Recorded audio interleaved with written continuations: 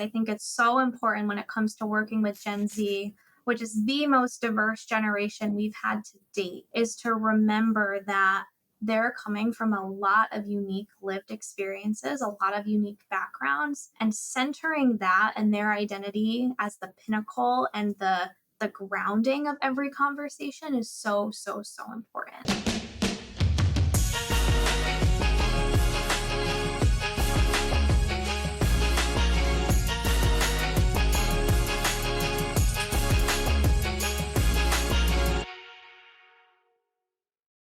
Hey everyone, welcome back to the Career Everywhere podcast. I'm your host, Meredith Metzger, and today I am joined by Ange Richard. She's an Assistant Director of Career Education at Boston University. Thank you for being here, Ange. Thanks so much for having me, Meredith. Yeah, I'm super excited to have you, and I am looking forward to talking to you today about how career services can better prepare Gen Z students for the world of work. And I know this is a big focus for you personally and professionally. So I'm really excited to dig into your expertise on this topic today.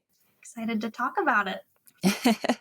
Before I get into my questions, Ange, is there anything else you'd like to add about yourself, your background, or your role there at Boston University? Sure, yeah. So some really important things about me that I bring into my praxis and doing this work of career services, especially when it comes to Gen Z, is I'm Gen Z myself. So I'm constantly learning a little bit about myself when we're learning about Gen Z and career services every day. And in turn, chatting with students, young alumni, early career pros about that journey. It's really powerful to be in a similar situation and to be able to empathize with all of these things that Gen Z is going through when it comes to the world of work. And I'm also a first gen student and professional. So this work is super important to me. And I am constantly reminded of my privilege. And I'm very grateful for being able to support lots of Gen Z, both here in Boston at BU and beyond through LinkedIn and other means. So super excited to chat about Gen Z today. Yeah, I love that. As a millennial, I am excited to learn. All right. Well, before I get into my more specific questions about our topic, I do want to kick us off with a question I ask all of our guests here on the podcast, and that's, what does career everywhere mean to you? I loved this question as I was preparing for this episode, and I was thinking to myself about my own journey of career everywhere. I feel like career has seeped into so many aspects of my life, and it's sometimes hard to separate between, well, here's my career and here's all the other things that I do. But what it came down to for me was career being an important piece of the conversation from a really early age. That feels like career everywhere for me, right? So every kind of turning point in your life, maybe not even just starting college, but really thinking about it earlier. And that can start with, well, what things am I really good at? What are some values that I have? What have I seen people around me doing that's really inspiring to me? What are some goals that I can name for myself, either for tomorrow or years down the road? And so, Career Everywhere is having career in conversations at an early point, not just when we're preparing for a first job, not just when we're getting ready to have our diploma and get out of university, not just when we're, turning to a new role. That's what Career Everywhere feels like for me. I love that. And I think that's a really great point you made about that it's not just starting in college. Like, career starts so much earlier. We were talking about this with my last guest, who was David Koshik, the founder and CEO of uConnect. And he was talking about this is like a K through 12 thing too. Like, we should be thinking about this so early. So I love that you brought that up. So now I would love to dig into our topic today, which again is how career services can prepare Gen Z students for the world of work. So to get us started, maybe we should first define who Gen Z is. Who are they? What are some of their characteristics? What are some common misconceptions? How are they different from previous generations, and so on? Absolutely. So, what Gen Z is, right? So, there are some discrepancies in terms of when exactly they were born and when that cuts off, but it's generally accepted to be somewhere around 1996 to 2012. So, our oldest Gen Zs are already about 5 years into their professional careers. They're slated to make up 30% of our workforce by 2030. That number is rapidly climbing. We're seeing it every day. And so that's Gen Z's age and kind of where they're positioned right now. Some very common characteristics about the generation: they are very passionate. Gen Z is super into what they're into, is what I like to say. Gen Z is very values centric. We see that a lot in the world of work. We see Gen Z being very, very concerned, the most concerned generation, about environmental health, about sustainability, about corporate social responsibility. They're very in tune with what their employers are doing and facing in the world, sort of how they're branding themselves. Gen Z is very, very value centric. They're also super eager to learn. They are curious. They are truly the digital native generation. They are super technologically savvy. Gen Z is very considerate. I think a common misconception about Gen Z is that they really struggle to communicate and they don't know how to communicate professionally or exhibit those traits of professionalism in the world of work. I simply don't think that that's true. I think that Gen Z is super transparent and communicative, which is a new way of communicating that's sort of getting into the workplace and becoming a new norm. So that's a misconception. And then a big one that's really swept TikTok, that swept social media, is this lazy generation. You may have seen back in 2022 Brian Creeley describing quiet quitting.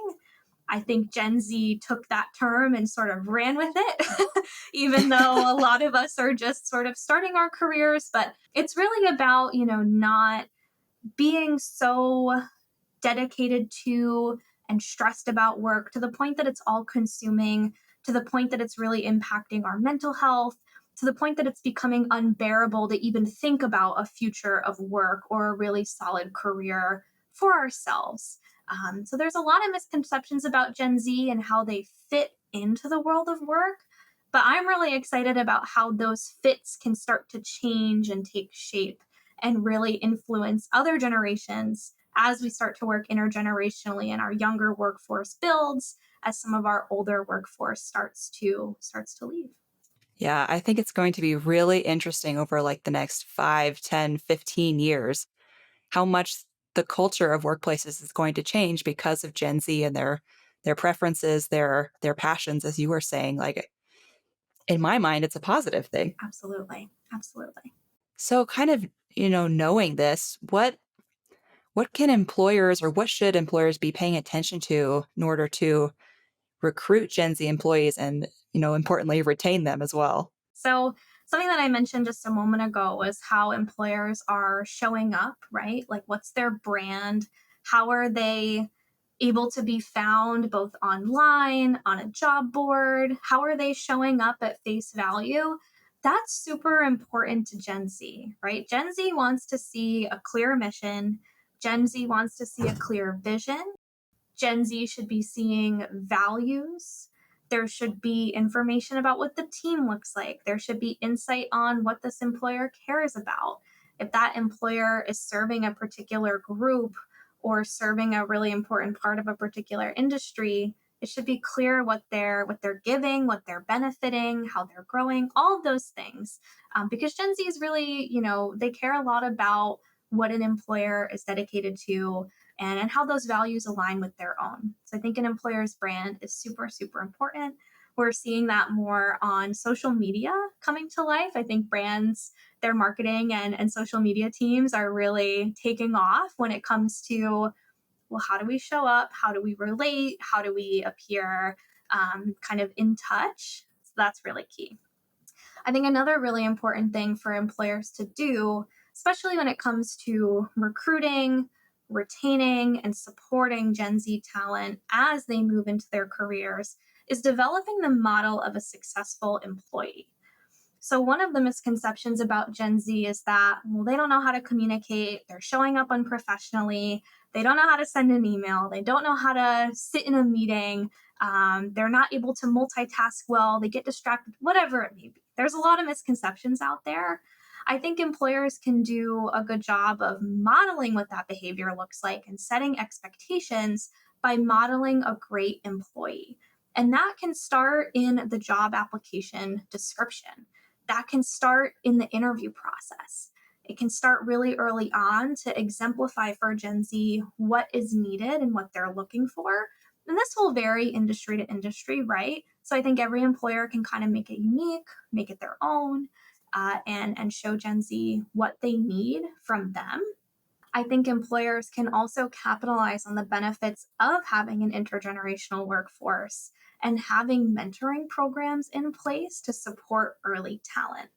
I know for myself, speaking from personal experience, that a career mentor, whether they've been so far into their career or maybe they were about a year ahead of me, having any sort of guiding perspective, right? It doesn't have to be this super, aged wisdom or anything like that, but having some sort of guiding voice, someone to bounce ideas off of, someone who is there to challenge you but also support you at the end of the day is crucial. And I think it creates an opportunity to learn from one another and to really develop these NACE career readiness competencies that we know so well and that we coach our students on so well, but that they may not have had a lot of time to exercise in an internship or a practical experience because the pandemic impacted that. Or maybe there was an economic barrier to participation because that internship was unpaid. So I think employers can do a good job of capitalizing on the employees they already have to support this early talent coming in because Gen Z has so much to offer when it comes to technological skills, innovation, ideas. I'm so excited by what they bring to the world of work. Okay, yeah, I'm excited too. As we were talking about earlier, I just think the next couple decades are just going to be very, very interesting to observe and to be a part of too, since you and I will both still be in the workforce at that time. Absolutely. So, I'm curious for the career leaders who are listening to this podcast, in your opinion, how can they best communicate some of these best practices to their employer partners? Absolutely. So I think that starts with an employer engagement team that is really dedicated to knowing recruiters, specifically early career and campus recruiters, and communicating with them about where their students are currently at, whether that's at that university or kind of on a larger scale, and what that employer needs. I think there needs to be some more communication there. I think we can both benefit from understanding, well, what are recruiters seeing from Gen Z applicants? And then in turn, how can we coach these students on how to best position themselves in a resume, how to reach out to that recruiter and communicate well? So, some synergy there, I think, is super important for developing this early workforce into a very competent workforce. As they, pursue this early career, but then move on to whatever else is in store for them. And I think we can also leverage, data. I look to NACE all the time. I look to what they're sharing in terms of what employers are reporting on and the competencies that they see in Gen Z, what they're really seeing from these hires and what they're needing in return. And so trying to have some synergy there, I think, is super important. Um, I think also that model of the great employee or what a successful employee looks like is really important for an emerging talent pool to understand what it means to be successful. We know Gen Z loves feedback. That has been in lots of data about what they need from a manager, what they value in a workplace. It even goes into considering, offers, right? Is this manager going to provide me with feedback on my performance, on how I can improve? Are they going to talk to me and challenge me about how I can get even further? So, showing that model first and foremost is really important. I think that's another place of synergy between career service leaders and our employer partners to really support Gen Z on a holistic level, and not just have it be kind of a handoff here. Right. I'm curious for that like model of, a great employee that you're talking about. What are some things that you think should be included in that model? Yeah. So, what I think of first and foremost is the model of the T professional, which really positions someone as having, systems thinking, industry specific thinking, and a lot of enduring skills encompassing that person. And so, I think the employer should look at specifically that role, right? What's a successful employee there? Maybe even more industry wide, company wide. what are the enduring skills that are super important to this company and this team, right? How does communication look here? How are equity initiatives brought forward? What's really important to the growth of this team? Do we work in this project management system? Are we open to other ideas, right? So, what kinds of thinking and elements from a particular major industry focus are also part of this, organization or this team as a whole? And so, I think employers can get creative with it. I think someone on a team, whether it's a recruiter or a hiring manager, can kind of own that and collaborate. So that way, we're communicating what's necessary to the early talent pool. And again, Gen Z loves those visuals and ideas. I, for one, love when a job application talks to me about what a successful employee looks like here, what I'm bringing to the table, because then I can really affirm for myself, okay, yeah, I think not only do I have these, but I would be a great fit for this team. I already see a natural match and synergy there with my values and characteristics and also what they're looking for. Right. It's interesting. All of this kind of reminds me of a quote from, I think it's Brene Brown, where she talks about like clear is kind, unclear is unkind. So that's what I think of when I think of this model, like being super clear and direct about what a successful employee looks like, what your expectations are, is so much kinder than just assuming that a new a new member of the workforce is just going to naturally understand. Because there's so much to figure out aside from your actual job. There's figuring out how to be an employee, how to work full time, what does all of that look like, how to interact with coworkers. It's a lot. I'm glad you mentioned that because it's also a privileged perspective, right? Mhm. As a first gen student and professional, I didn't know a lot of the office norms, office culture to anticipate, maybe how to even find out what my manager's preferred form of communication is. How was I supposed to know, right? And so it's a disservice to not only you as a manager or recruiter or whoever as an employer, it's also a disservice right to your early talent. And so I love that quote. It's a perfect example of kind of what I'm thinking about. Yeah. Well, kind of on the on the flip side here, in your opinion, how can career services leaders best prepare Gen Z students for today's world of work? Absolutely. So, thinking about, educating employer partners, I also think sharing data and outcomes with students is really important. I think it's really important to be real right now. The job market is really tough.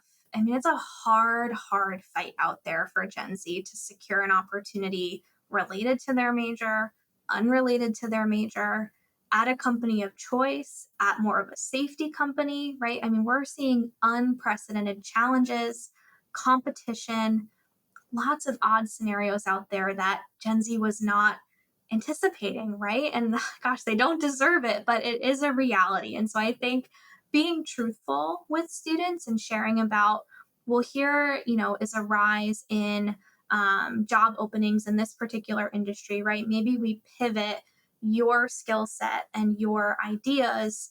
Maybe we're not looking in for profits right now. Let's maybe take a look at an NGO, a nonprofit, a startup, even, right?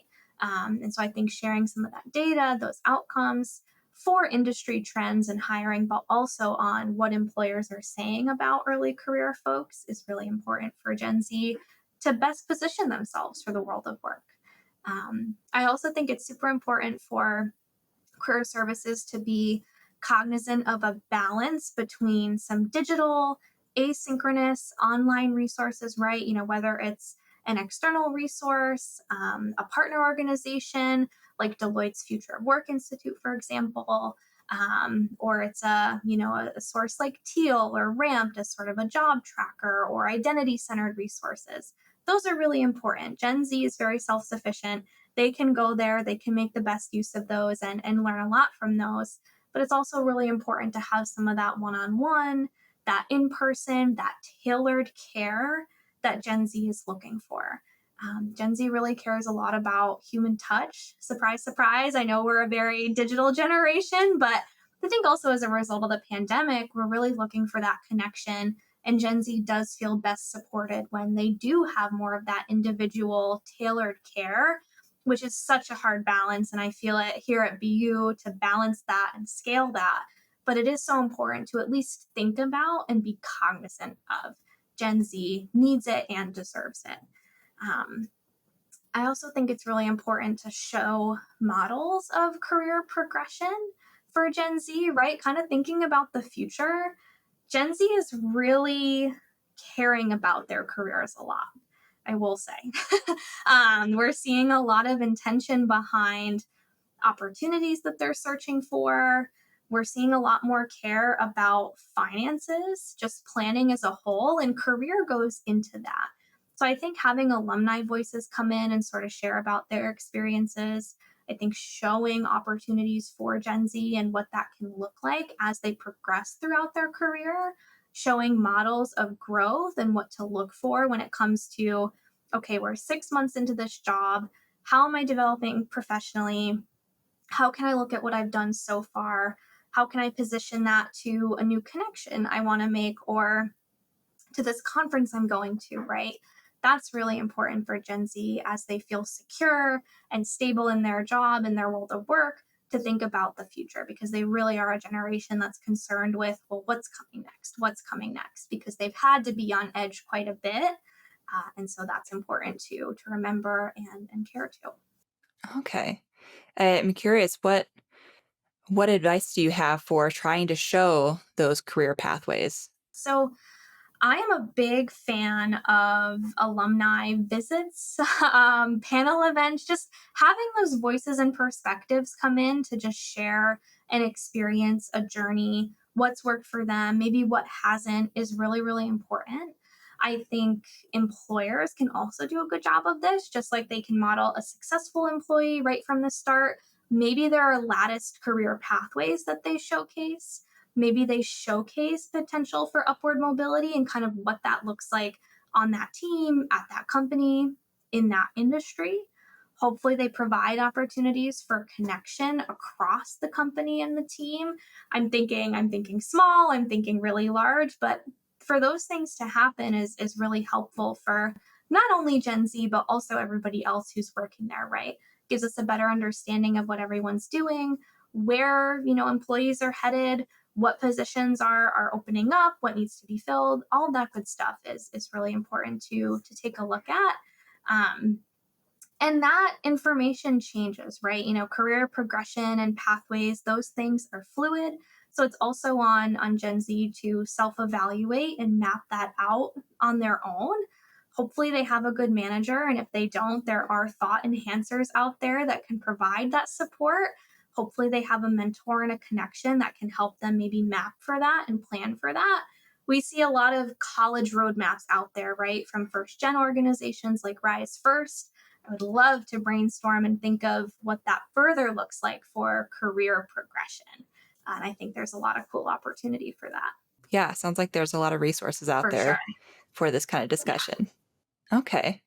And I loved your point about alumni visits too. Like that speaks to me because one of my favorite things to do is to go back to my alma mater, the University of Idaho, go Vandals. I love to go back to the like journalism classes because I graduated with a degree in journalism, and I love to go back and just talk to them about my career path, building a personal brand on LinkedIn, like transitioning from journalism to content marketing, just topics like that. So yeah, that really speaks to me because I think a lot of alumni like to do that. They want to give back. folks love to donate their time. Thank you for doing that to your Vandals community. That's awesome. I know that they appreciate it. It's so much fun. I really enjoy it. I like that mentorship element. Absolutely. So earlier when we were talking about, Gen Z in the workplace, especially for those who maybe are first gen or maybe don't come from a privileged background, Mhm. how can career services leaders help them learn those skills or those kind of expectations that they just may not be aware of?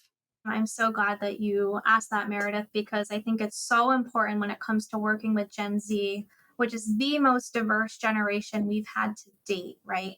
Is to remember that they're coming from a lot of unique lived experiences, a lot of unique backgrounds, and centering that and their identity as the pinnacle and the grounding of every conversation is so, so, so important. So maybe that's, you offering up that resource, but maybe it's connecting them with folks who share similar experiences, who have had to overcome similar adversities, right? So it's connecting them in those ways, and remembering that those lived experiences and those identities can either be a really significant barrier or a privilege, and we have to figure out what those needs are based on that information. But when it comes to supporting first gen students, for example, and really any student from an underserved background, is engaging them as early as possible. I remember stepping foot on my college campus. I talked about this in my TEDx talk last year, and it's great to bring it up here again. But I remember stepping foot on my college campus and getting to my dorm. I went to a very small, very tiny college in Vermont. I got there and I was getting to my dorm and I was kind of getting ready to unload my stuff and just thinking, I'm here, but I don't know really what's here, right? I don't know what to expect. I don't really know the offices. I don't know the people. My college didn't have a first gen office. I think BU students are so lucky to have the Newberry Center, and other colleges have that as well. But career service leaders need to engage those first year students, summer program students, as early as possible to show them we're here. There's more that we can help you with besides finding a job or an internship. We can help you name your skills, right? We can help you name your values. We can help you talk about those things to maybe your peers at first, but then an employer, right? We can help you structure your resume and your LinkedIn. I never made a resume before. What's a resume? I don't know. And so it's engaging them from a very early point, and maybe that's in orientation. Maybe that's in classrooms by partnering with faculty to have strong career connections and communities across campus. I think it's going where they are as well. So it's a dedicated effort from career services leaders, right? Career everywhere. Let's meet them in their dorms. Let's meet them when they're dining. Let's meet them at these events and when they're being exposed to activities that are going on, and having an open fair about things to get involved in on campus, right? So it's getting in front of them and showing the value and the support that they can provide from day one. That is so crucial to building up the best early talent pool that we can. Yeah, I could not agree more. I'm curious, there at BU, what are some of your favorite ways that you and your team do that? I love going outside of my office. Not to say I don't love the digs here in the Center for Career Development, but I absolutely love traveling around campus to where our students are. Something that I launched last year was career conversations. And we do those at our Howard Thurman Center in tandem with drop in resume and cover letter reviews. So while a couple of my colleagues and our career ambassadors do a lot of document reviews, I get to sit on these lovely stairs, hang out with students. They get to come in and say, hey, Ange, I'm really having trouble figuring out if I want to do an operations internship or a more data focused internship. Let's talk about it, right? Well, why are you thinking that? What's kind of influencing your decisions? Are there any other factors you're considering? So, those are really, really awesome. And I think getting outside of the office is super important for that. And we also do tailored workshops for our young students, for our first year students. Those are the best. um, Absolutely love talking all things career, whether it's career exploration to those official documents to starting that internship search and maybe bringing us back down to earth a little bit sometimes about what that first practical experience can look like. But those opportunities really let us engage in a different way with our first year students. Okay. That I love the sound of that career It's conversations awesome. I initiative. love it. I'm curious, how do you maybe I'm going down a rabbit hole here, but how do you go about advertising that, like getting students to show up? We are very fortunate to have a great marketing and communications team that shares it far and wide on our socials. We also do targeted handshake email campaigns to our first year students, and we share it with campus partners who are maybe directly engaged with them. Whereas our office serves everybody, we reach out to our Office of First Year Success, and they're able to share it with their students, residence hall directors as well, to share in their residences. And I think students know us probably best for our resume and cover letter reviews, whether that's appointments or drop ins. So I've kind of tagged on to the branding of that and said, I'm here. And the Howard Thurman Center is really where we do it now is such a great place for conveying and allowing those conversations to happen naturally, just from the mission of that space alone. It's all about common ground, it's about knowing community, and it's known as the campus living room. So, what better place to have a conversation? Right. I love that. Takes the pressure off a little bit. Absolutely. Relax our shoulders, unclench our jaw, lean into Yep. it. Yep. I imagine you have much more organic, productive conversations that way than if it's, always the one-on-one in an office. Like nothing wrong with that, but it's nice to have another option. Absolutely. And it could be 2 minutes, or I've had an hour where I really got to know one student inside out in terms of her LinkedIn, where she's from, all about her career progression and sort of what brought her to BU, right? So it's such an awesome opportunity. I love that. Kind of on this note, and we've touched on this a little bit, but how can career services teams better reach Gen Z students while they're still in school? Absolutely. So again, starting from that early point, right, and making that sustained connection and touch point with those students, right? So it doesn't just stop when they first get here. It doesn't just stop when they leave either, but how do we engage them through the middle of their college journey and sort of keep them more so on track toward the career goals that they have for themselves, right? We're not trying to prescribe a certain pathway. We're big believers that your major does not need to equate to what your career becomes. But how do we keep those conversations and those sort of general timeline thinking points available to students and reaching students kind of wherever they're at, wherever they are? So that engagement, that sustained connection is really important. And you can't do it all alone, sort of what I've talked about before, too. So, how do we find campus partners, whether that's other offices, whether it's other staff, faculty, alumni partnerships, physical spaces to facilitate these conversations? It is very, very hard at an institution that is so big. We don't reach everybody. And it is really, really hard, but how can we make the effort and the intention to do that in a way that students still know that we care, that it's not just an email, that it's not just another message, that they don't just come see us when it's March in their senior year and they're panicked. Having that sustainable communication, I think that starts with having partners and believers in the work, champions in the work of career services. And we're excited to further those conversations and get the BU community excited about career. Right. This makes me think of something you were talking about earlier where you were saying that Gen Z really values like the human touch. So, for career services teams who maybe have small teams and huge student populations to reach, how do you do that human touch on in a scalable, sustainable way? Yeah.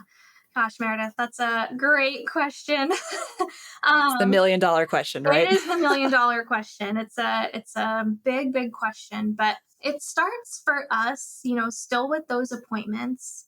And there's a really nice partnership that we have with our Office of First Year Success.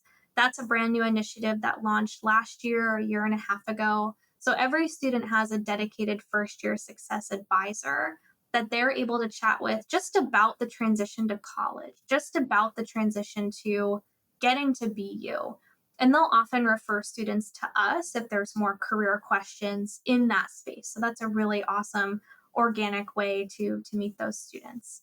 Um, we're also trying to develop more group programming.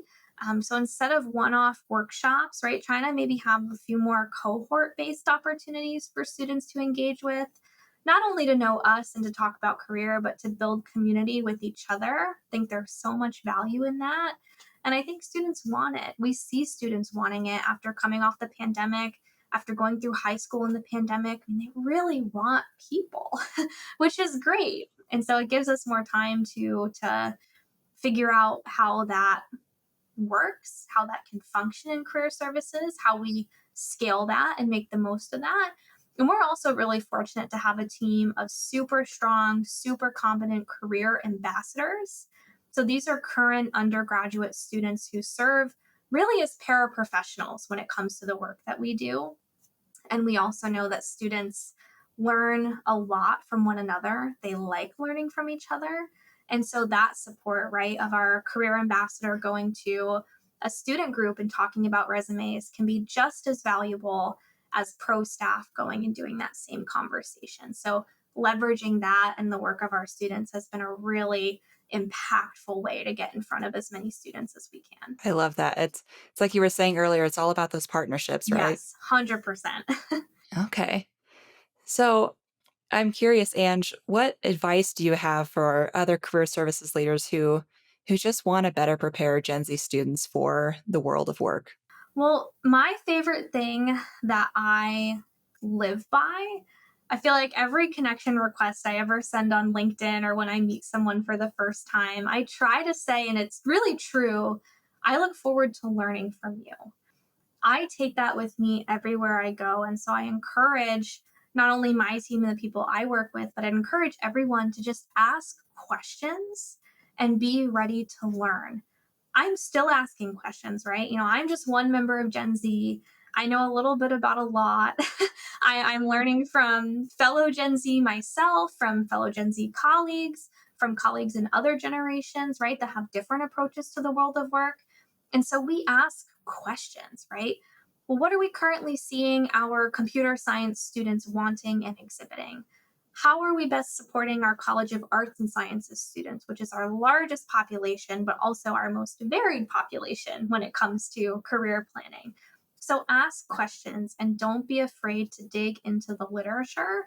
Don't be afraid to take a look at the data that's pouring out when it comes to how Gen Z is giving feedback on the world of work and their career planning. Ask your students what they want and need from you too. Survey fatigue is a real thing. I will acknowledge that. But try and gauge feedback where you can in terms of, did this best serve you? Is there anything we're missing? Is there anything that we can do better to meet your needs? And can you please name what those needs are? That only helps us get better and to better understand Gen Z, the students that we are trying to serve at this point in time. And I also, encourage folks to remember, yes, we're talking about Gen Z, but let's not pigeonhole folks into just who they are based on when they were born and their generations, right? We have an intergenerational workforce. We have characteristics that span everybody that aren't just a factor of one subset of people. So I think it's important to remember that and that we're all benefiting from the many, many things that we bring to the table, not just the sum of what a certain generation or demographic is being known for, is representing, right? I think Gen Z, technologically savvy, sure. So are so many other people, right? So are most millennials. So are boomers, the silent generation, Gen X, right? I mean, they're all competent in that way as well. And so that's important to remember the fluidity there and the multi facetedness of that. Yeah, that's a great call out. And it's made me think of another question here, but how can career leaders kind of prepare Gen Z students for that intergenerational workplace, how to work with other generations? Career leaders need to be talking to Gen Z about communication, about those career readiness competencies that we're seeing. Career readiness, right, is a factor. It's important to make sure students and young alumni are competent in those 8 areas that NACE names. But those competencies, I think, are career long, not just career ready. So, those enduring skills and knowing how to communicate, how to collaborate, what teamwork looks like, how to ask really good questions, how to communicate with folks who are at different leadership levels than you. That's super important for engaging Gen Z in preparing for an intergenerational workforce. And then I also think part of the onus is on employers to set up those opportunities for intergenerational communication and collaboration. Something that I found out recently from the Society of Human Resource Management is that organizations, when they're doing DEI trainings, only 8% focus on age as a factor of those trainings. Yeah. Interesting. So, Hmm. how are we fostering inclusion and belonging beyond other aspects of diversity and equity, right? I know a lot of companies will focus on on race, on culture, on gender, on sexual orientation. What about age? I think that's just as important to factor into the conversation to just make sure we're all working well together and so that we're understanding each other and approaching each other with empathy. And career services leaders can also do a lot of that work as well with alumni, with themselves, with campus partners. It can be done. Hmm. Yeah, I think it's like you were saying, it starts with just acknowledging the Absolutely. fact that there are different age groups in the workforce. Right. Yeah. And we also, with that, older workers are leaving at slower and slower rates. People need to keep their jobs. We're in an economic crisis. People are not ready to leave work when they may have been 5, 10, 15 years ago. People are staying in their roles. And companies, there's been unfortunate data that shows companies are starting to prefer to hire older workers and are feeling, I think, unprepared, but are saying that Gen Z is difficult and challenging to work with. So how do we figure out this need to support and retain and make sure all generations of employees are successful, but also to successfully integrate Gen Z into that workforce? There's a lot to unpack there as well. Yeah, might need to have you back on for like a part two for that part of the discussion. Absolutely, anytime. Cool. Well, I do want to be kind of mindful of our time, so I'll start trying to wrap us up a little bit. But Ange, is there anything else about our topic today that you would like to add? Any questions that I didn't ask that you'd like to address? I would just like to remind everyone out there, Gen Z listeners, career services leaders, employer partners, whoever you are, stay curious, stay empathetic, approach everyone with kindness, and try to learn from one another. I think we can all benefit from that perspective a little bit more these days. And remember, we're thinking about Gen Z a lot right now because we're set to make up almost a third of the workforce in just a few years, but that is always ever changing, right? Those populations are always swaying and flowing. Gen Alpha's coming on the scene as well. They'll be 11% of our workplace by 2030, and they've got their own set of life circumstances, historical landmarks, and moments that are shaping them as a generation, too. And it's exciting. It's exciting to see what's, coming to the workplace. And I would encourage everyone to just have an open mind to what that looks like. And again, be empathetic, be curious, and always be willing to learn. I love that. It's a great note to end on there. Well, Ange, if people would like to connect with you or learn more from you, where's a good place for them to do that? I would love for folks to come find me on LinkedIn. It's Angela Richard MEd. I also just earned a top voice badge on LinkedIn. I just found that out an hour ago before we started recording, Meredith. So it might be Oh, that's easier to awesome. find me with a little blue comment box. So find me on LinkedIn. I'd love to connect there. I also have a website. It's andrichard.com. You can find more information about my events, presentations, and my blog on there. I'd love to stay connected. Great. And for those of you watching or listening, I'll be sure to include links to Ange's LinkedIn profile, her blog that she just mentioned, along with that TEDx talk she mentioned earlier. So, Ange, at the end of every interview, I like to do this answer a question, leave a question thing.